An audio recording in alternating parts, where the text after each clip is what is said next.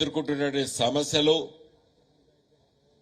వీటికి పరిష్కారము కేవలము ఒక ప్రత్యేక తెలంగాణ రాష్ట్రమని చెప్పి ఆలోచన చేసి మనం గులాబీ జెండాను 2001లో ఆవిష్కరించుకున్న తర్వాత పార్టీ పెట్టిన తర్వాత ఇటువంటి ఒక ప్రతిపక్ష పార్టీగా ఆ రోజు ముఖ్యంగా ఎదుర్కొంటున్న సమస్య ప్రభుత్వము తెలుగుదేశం పార్టీ వీటికి పరిష్కారము కేవలం చంద్రబాబు నాయుడు గారు ముఖ్యమంత్రి తెలంగాణ రాష్ట్రంలో చెప్పి పెట్టుకున్నాం. మనం గులాబీ జెండాను 2001లో ఆవిష్కరించుకున్న తర్వాత పార్టీ పెట్టిన తర్వాత ఇటువంటి ఒక ప్రతిపక్ష పార్టీగా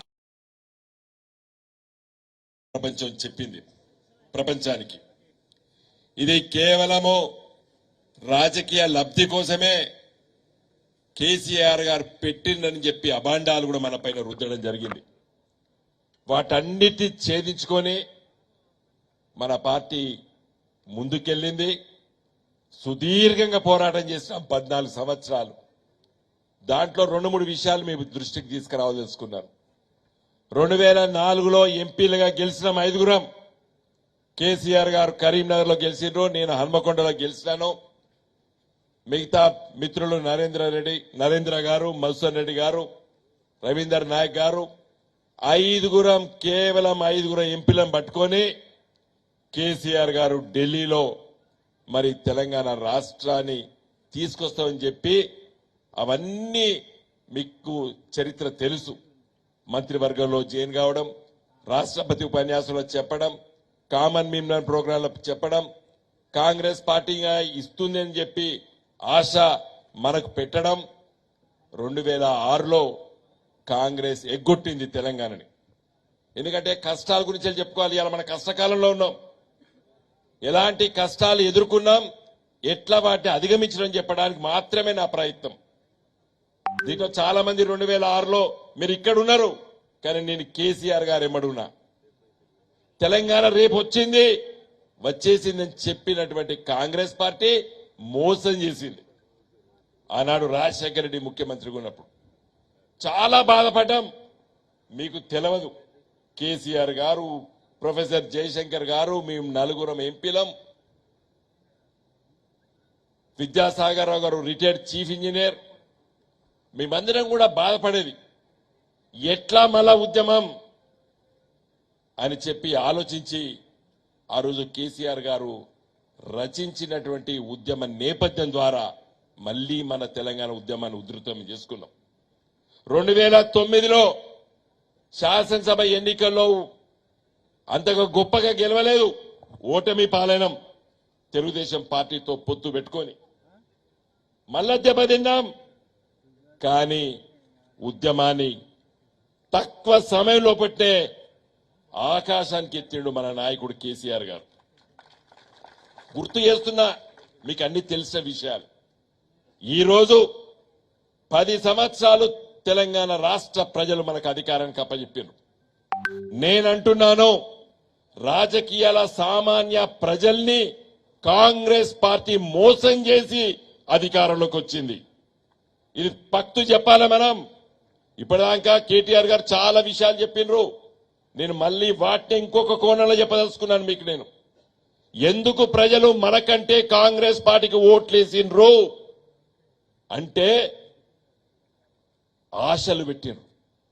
అయ్యో 10 సంవత్సరాలు కేసీఆర్ గారు ఇంత అభివృద్ధి చేసినప్పటికీ కూడా మేము కాంగ్రెస్ పార్టీకి ఓటేస్తున్నామని చెప్పి నిన్న మొన్న సోషల్ మీడియాలో మాట్లాడినటువంటి రైతాంగం చెప్తున్నారు. మాకు ఇంతకంటే గొప్పగా చేస్తాడు, 10,000 రైతు బంధువులు 15,000 చేస్తాడు, ₹1,00,000 ఇచ్చే కళ్యాణ లక్ష్మి మాకు తులం బంగారం పెడతాడు, మాకు ప్రతి తెలంగాణ ఆడబిడ్డకు ₹2,500 ఇస్తాడు అని చెప్పి ఆ హామీల పట్ల, ఆ గ్యారంటీల పట్ల కొంత నమ్మకంతో ఓట్లు వేసినటువంటి విషయాన్ని కూడా మనం గ్రహించాలి.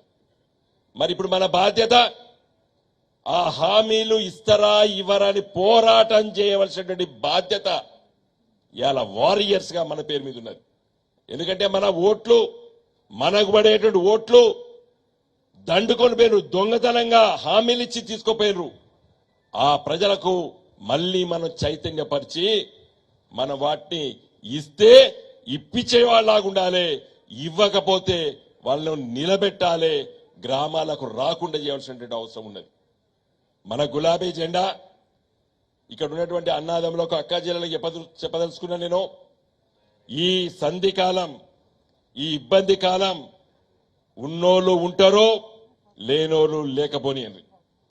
రాజకీయ లబ్ధి కోసం వచ్చిన వాళ్ళు పెద్దపీటలు వేసినా మనం, ఎందుకంటే మంచి రాజకీయ నాయకులు కదా, పనిచేస్తారు కదా అని మోసం చేసి మళ్ళా ఇప్పుడు వాళ్ళ జాగాలకు వాళ్ళు పోవాలనుకుంటున్నారు. మనం ప్రజల్లో ఎండగడదాం.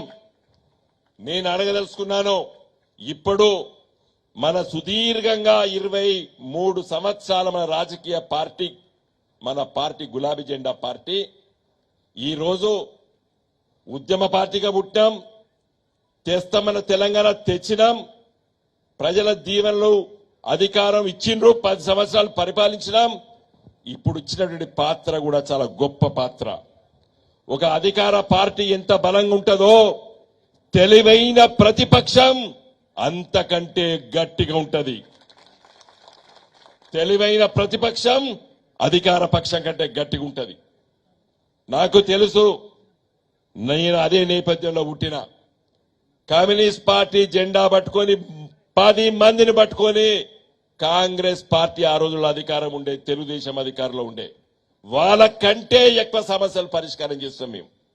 పోలీసు యంత్రాంగం దగ్గర, కలెక్టర్ల దగ్గర, జాయింట్ కలెక్టర్ దగ్గర మనం బ్రహ్మాండంగా మనకున్నటువంటి తెలివితేటలు, మనకున్నటువంటి నాయకత్వ లక్షణాలు ఇవాళ ఈ రాష్ట్రంలో ఏ పార్టీకి లేదు.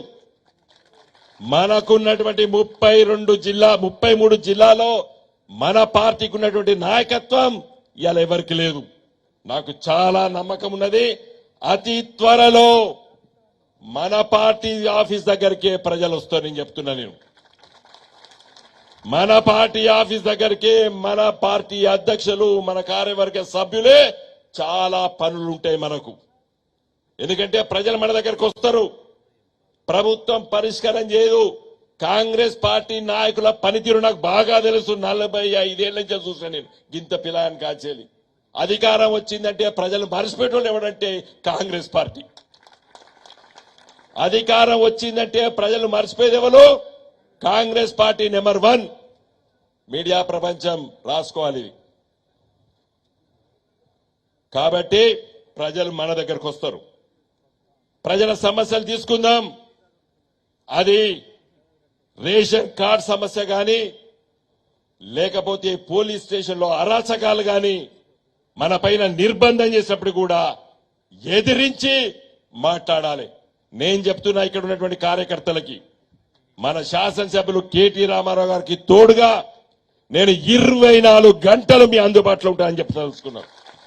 ఇదివరకు పార్లమెంట్ సభ్యుడిగా కూడా కేసీఆర్ గారు నాకు ఏం పని చెప్తే నేను అది చేసిన. ఇలా కాళేశ్వరం ప్రాజెక్టు అనుమతులు కానివ్వండి, పాలమూరు ఎత్తిపోదుల అనుమతులు కానివ్వండి, ఇలా యాదాద్రి ప్రాజెక్టు అనుమతులు కానివ్వండి, భద్రాద్రి ఎలక్ట్రిసిటీ పవర్ స్టేషన్ అనుమతులు కానివ్వండి, పార్లమెంట్ సభ్యుల్లో మరి ఉన్న వాళ్ళల్లో మొదటి నుండి పనిచేసేటువంటి ఒక పార్లమెంట్ సభ్యుడిగా నేను ఉన్నందుకు కేసీఆర్ గారు నిత్యము నాకు ఆ పనులు అప్పచెప్పేది. కాబట్టి నేను ధైర్యంగా, అదే విధంగా గర్వంగా ఇలా చెప్పదలుచుకున్నాను ఈ వేదిక నుండి. ప్రతి అనుమతి లోపల నా పాత్ర లేని అనుమతి రాలేదు. ఢిల్లీలో నా పాత్ర లేని అనుమతి రాలేదు. ఢిల్లీలో నేను ఉంటే ఈ ఎగ్జిక్యూటివ్ ఇంజనీర్లు, ఎలక్ట్రిసిటీ డిపార్ట్మెంట్ వాళ్ళు, బ్యాంకు కోసం ఫైనాన్స్ సెక్రటరీలు, జాయింట్ సెక్రటరీలు నా ఇల్లు పార్లమెంట్ లో నాకు ఇచ్చినటువంటి ఇంటి నుండే పనులు చేసినాం మేము. ఎందుకంటే తెలంగాణ అభివృద్ధి జరగాలి. తెలంగాణ కోసం ఆ రోజు నిత్యం పనిచేస్తాం. మన మంత్రులు ఢిల్లీకి వస్తే కేటీఆర్ గారు చెప్తారనుకున్నా, అది వారు స్లిప్ అయినరు.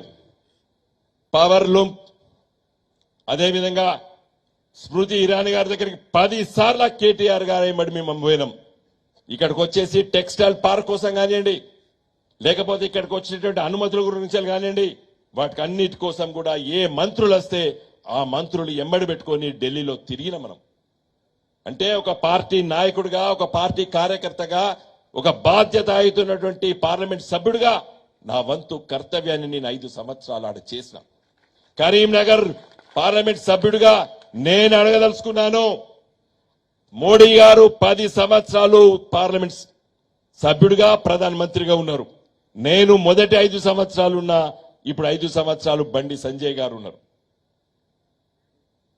ఆయన నేను 9,000 కోట్లు పెట్టిన కరీంనగర్ పార్లమెంట్ నియోజకవర్గాన్ని అని చెప్పి ఒక బుక్ ప్రింట్ చేసి పంచుతాడు. జాతీయ ఉపాధి హామీ పథకం డబ్బులు, ఎంపీ ల్యాడ్స్, మన ఈ ఎస్హెచ్ఈ గ్రూప్స్ కి ఇచ్చేటువంటి డబ్బులు, తర్వాత మన లోన్లు, తర్వాత మన హెల్త్ సెక్టార్ కి ఇస్తారు. ఇచ్చే డబ్బులన్నీ చూస్తే ఇంకో 2 కోట్లు ఇచ్చినా అని చెప్తాడు. తర్వాత రంగురంగుల పాంప్లెట్ కొట్టించాడు. ఐమాక్స్ లైట్ గంభీరావుపేట, ఐమాక్స్ లైట్ ఎల్లారెడ్డిపేట, ఐమాక్స్ లైట్ అని పెట్టి లిస్టు తయారు చేసిండు, 50 లిస్టు. ఇది అభివృద్ధి. పార్లమెంట్ సభ్యుడు అనేవాడు ఏం చేయాలి? కొత్తగా చేయాలి. నేను చెప్తా వినండి. ఎవరు నన్ను అడగలేదు. కరీంనగర్, సిరిసిల్ల, కామారెడ్డి, పిట్లం వరకు జాతీయ రహదారి అని చెప్పి ఎవరు అడగలేదు. మీరు అడగలేదు, రామారావు గారు కూడా అడగలేదు నన్ను. నేను ఆలోచన చేసి పెట్టిన. ఎలా కొదురుపాక దానిక ఇలా double road with central lighting KT Ramarao గారితోని బావుపేట దగ్గర ఆ రోజు ఫౌండేషన్ వేస్తున్నాం మేము. అన్నా మరి కేంద్ర ప్రభుత్వం డబ్బులు రాలేదు కదా అంటే కూడా కేటీ రామారావు గారు దయదలిచి ఆ రోజు సొంతంగా మన రాష్ట్ర ప్రభుత్వం నుండి 24 కోట్ల రూపాయలు ఇచ్చేసి అది స్టార్ట్ చేపిస్తే ఇలా కరీంనగర్ నగరము ఎట్లున్నది? 24 కిలోమీటర్ల నగరంగా మారింది. ఇలా ఒక అక్కడ ఉండాలి, ఆలోచన ఉండాలి. ఒక ప్రజాప్రతినిధి అనేవాడు ప్రజలు అసలు రానే రావద్దు రాజకీయాలకి, వస్తే ప్రజల కోసం ఆలోచన చేయాలి. ఇట్లా ఎలకతుర్తి, హుస్నాబాదు, సిద్దిపేట, అదేవిధంగా మెదక్ నుండి నాందేడ్ వరకు జాతీయ రహదారి ఎవరు అడగలేదు. నిజంగా రోడ్డు మీద రోజు ఒక 100 కార్లు కూడా పోవు. ఆ రోడ్డు మీద రిజెక్ట్ చేసిండ్రు. అయినా కూడా నేను ఎందుకు పెట్టినంటే దానికి ఒక ఆలోచన చేసి పెట్టినాం. సీరొంచ నుండి నాందేడ్ 2 మహారాష్ట్ర కాబట్టి నువ్వు ఇట్లా నీకు దగ్గర ఉంటుంది నా బిడ్డ అని చెప్తే నితిన్ గడ్కరీ ఒప్పుకున్నాడు. దాన్ని సీరొంచ ఇటు దిక్కుంటది, నాందేడ్ ఇటు ఉంటుంది, స్ట్రేట్ లైన్. ఇలా మ్యాప్ల పోయి చూసుకోండి మీరు. సీరొంచ, భూపాలపల్లి, కమలాపురం, హుజురాబాద్, ఎల్కతుర్తి, మన హుస్నాబాద్, సిద్దిపేట, రామాయణపేట, మెదక్, ఆడ పిట్లం నుంచి వెళ్ళి నాందేడ్కి. అరే 2 నీ పక్కకు ఉన్నాయా, మీ మధ్యలో ఉన్నావు, నీకు స్ట్రేట్ గా అవుతుందంటే ఎస్ శాంక్షన్ అని చెప్పాడు. ఇలా రోడ్లు పోస్తాడు, బ్రిడ్జిలు కడతాడు. ఇలా జగిత్యాల, కరీంనగర్, వరంగల్ బ్రహ్మాండంగా ఇలా 4 వే లైన్ పనులు స్టార్ట్ అయ్యి బ్రహ్మాండంగా నడుస్తానే. ఎల్కతుర్తి, హుస్నాబాద్ కూడా బ్రిడ్జిలు కడతాను. ఇంకా 2-3 కొత్తగా శాంక్షన్ చేపించిన. ఇలా జనగామ నుండి సిద్దిపేట, సిరిసిల్ల వరకు శాంక్షన్ అయింది. ఇది సిరిసిల్ల నుండి మన సిద్దిపేట వరకు పాము ఉన్నట్టు ఉంటుంది రోడ్డు, అంతేనా కాదా? మొత్తం వంకర టింకర. కేటీ రామారావు గారు, హరీష్ గారు ఇద్దరు తలుసుకుని దాన్ని డబుల్ రోడ్ చేసి పడేసారు. ఇంకా చేత చేసుకోండి అని చెప్పినా కానీ యాక్చువల్గా స్ట్రేట్ గా చేయాలి అది. ఆ జాతీయ రహదారిగా వచ్చింది కానీ మళ్ళీ నేను ఓడిపోతుంది. నేను ఉంటే వీళ్ళతో అట్లా వంకర టింకర ఓడి సక్కని చెప్పిద్దురు. ఉన్న విషయం చెప్తానా, నేను ఓడిపోయినా నా మాట ఎవడింటాడు ఢిల్లీలో, అంతే కదా. నేను అక్కడ వదిలిపెట్టలేదు. సిరిసిల్ల నుండి వేములవాడ మీదికెళ్ళి మన కోరుట్ల వరకు కూడా నేను ప్రపోజల్ పెట్టినా. కాదంటాడా బండి సంజయ్? పోనీ ఆఫీసులో పోయి చూసుకో ఢిల్లీలో. ఇవన్నీ ఇన్ని ఉత్తరాలే నా ఉత్తరాలు. ఇంతకుముందు కేటీ రామారావు గారు చెప్పిర్రు, ఇది మన నాయకుడు కేసీఆర్ గారు మానస పుత్రిక రైల్వే లైన్. నేను చెప్పాలి, మీరు వినాలే. కేసీఆర్ గారు తన సొంత ఊరు నుండి వాళ్ళ అక్క ఊరికి సైకిల్ మీద ప్రయాణం చేసేటప్పుడు విన్నాడట, ఇట రైలు పోవాలి అంటే. ఆయన చిన్న పిల్లాడు ఉన్నప్పుడు నాకు మన నాయకుడు కేసీఆర్ గారు చెప్పారు నాకు. నేను మా అక్క ఇంటికి పోయేది సైకిల్ మీద పోతా అంటే ఇట్లా రైలు పడుతుంది. మరిమట్లకు పోతా అంటే ఇట్లా రైలు పడుతుంది అంటే నేను అనుకునేది వినేది వినోదు అని చెప్పి కేసీఆర్ గారు ఎంపీగా అయినప్పుడు కేసీఆర్ గారు సోనియమ్మను మంత్రి ఉన్నప్పుడు ఏమీ అడగలేదు. రెండే అడిగాడు కేసీఆర్ గారు. ఒకటి, కరీంనగర్ పార్లమెంట్ నియోజకవర్గానికి ప్రతి ఊరికి ఎట్లయితే సిద్దిపేటలో నీళ్ళు ఇచ్చిండ్రో అలాంటి పథకం ఇవ్వాలని చెప్పి 800 కోట్ల రూపాయలు సోనియమ్మని అడిగాడు. ఆమె ఇవని చెప్పింది నిజంగా కూడా. కానీ రాజశేఖర రెడ్డి దాన్ని తొక్కిపడేశాడు. ఒక కేసీఆర్ పార్లమెంట్ సభ్యుడికి ఇస్తే ఎట్లా, మా కాంగ్రెస్ ఎంపీలు చాలా మంది ఉన్నారు, 42 మంది ఉన్నారు ఆంధ్రప్రదేశ్లో అని చెప్పి కొర్రి పెట్టిండు. అది ఆగిపోయింది. అప్పుడు కేసీఆర్ గారు ఈ రైల్వే లైన్ అని చెప్పి మన్మోహన్ సింగ్ గారితో అడిగినప్పుడు నేను పక్కకున్న తోటి ఎంపీగా సర్వే చేయించడం శాంక్షన్ అయింది. 2-3 ఏళ్లకే కేసీఆర్ గారు మేమందరం యూపీఏలకి వెళ్ళి బయటకు వచ్చినాం. మా మాట ఇంటోడు ఎవరు లేకుండే. తర్వాత కేసీఆర్ గారు మహబూబ్ నగర్ ఎంపీ అయినరు, ఇక్కడ పొన్నం ప్రభాకర్ గారు ఎంపీ అయినారు. నేను వచ్చి పోటీ చేస్తే ఓడిపోయినా. 5 ఏళ్ళు ఎవడు పట్టించుకోలేదు దాన్ని. 2014లో నేను ఎంపీ అయినా. ఇది కేసీఆర్ గారు మానస పుత్రిక. కేసీఆర్ గారు ముఖ్యమంత్రి అయినరు. మళ్ళీ సార్ దగ్గర పోతే అక్కడ గజ్వెల్ కాడ మిషన్ భగీరథ శంకుస్థాపన చేయించారు ప్రధానమంత్రి గారు ఆహ్వానిస్తూ. నేను ఒక 10 రోజుల ముందు వేస్తారు ఇది కూడా పెడదామంటే ఇప్పుడు అవుతుందా వినోద్, ఇప్పుడు రైల్వే కూడా ఒప్పుకోవాలి కదా చూద్దాంలే అన్నారు. అయితే సార్ అయితే ఇవ్వడానికి రెడీగా ఉన్నారు. అవుతుందా అని అనుమానం ఉన్నది కాబట్టి నేను సీఎం కార్యాలయం నుంచి వెళ్ళి నరసింహరావు దగ్గర వెళ్ళి ఉత్తరం పట్టుకోపోయి ఒకే వారంలో 2 సార్లు వేయించిన ఢిల్లీకి. రైల్వే శాఖను ఒప్పించిన తర్వాత కేసీఆర్ గారికి ఇస్తే వాళ్ళు కుర్రి పెట్టిర్రు. మీరందరూ వినాలేది. ఫస్ట్ భూసేకరణ మీరే ఇవ్వాలన్నారు. కేసీఆర్ గారు ఒప్పుకున్నారు. ఎస్, భూమి నేనే ఇస్తా, డబ్బులు నేనే పెట్టుకుంటా అన్నారు. ఎక్కంచెల్లి మనోరాబాద్, గజ్వెల్, దుద్దెడ, సిద్దిపేట, సిరిసిల్ల, వేములవాడ, బోయినపల్లి, కరీంనగర్ వరకు భూసేకరణ పైసలు మన రాష్ట్ర ప్రభుత్వం ఇచ్చింది. కేసీఆర్ గారు ఒప్పుకున్నారు. ఇంకొక కొర్రి పెట్టినరు, 1/3 కాస్ట్ మీరు బేర్ చేయాలని. ఎందుకంటే ఈ రైలు నడితే లాస్ వస్తుంది కాబట్టి మీరే ఖర్చులో 1/3 వంతు కావాలన్నారు. కేసీఆర్ గారు మళ్ళీ యాక్సెప్ట్ చేశారు. నేను సంబరపడి ఢిల్లీ పోయినా, 2 ఒప్పుకున్నాం. కానీ పోతే ఎంత దుర్మార్గంగా బీజేపీ గవర్నమెంట్ కిరికిరి పెట్టిందంటే, ఆ రోజు పీయూష్ గోయల్ రైల్వే మంత్రి 5 సంవత్సరాలు రైలు నడిస్తే నష్టం వస్తే ప్రతి నెల బిల్లు కట్టాలి అని పెట్టిండండి. దాన్ని యాన్యుటీ అంటారు. అది కూడా కేసీఆర్ గారు ఒప్పుకున్నారండి. అది కూడా ఒప్పుకున్నాడు. అందుకోసం ఇలా రైలు కూత పెట్టింది సిద్దిపేట దాకా. ఇది ఎవరికి తెలుసు, ఎవరికి తెలియదు. మీద అంటే ఎవరికి తెలియదు తెలుసా? ఇంత ఎవరు తెలియదు. ఇది చెప్పుకున్నదే చరిత్ర కదా. ఇది నేను కూడా చెప్పుకోకపోవడం నా తప్పే.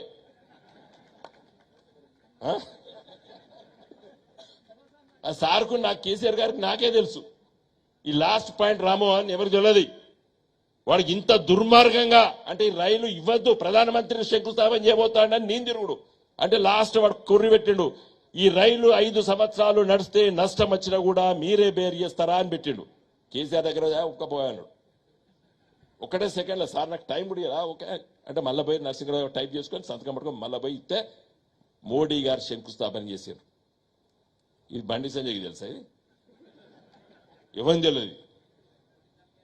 ఇప్పుడు కేటీఆర్ గారు అన్నప్పుడు ఇప్పుడు మనకు సిరిసిల్ల వరకు టెండర్స్ కూడా అయిపోయినాయి, వర్క్ స్టార్ట్ అయింది.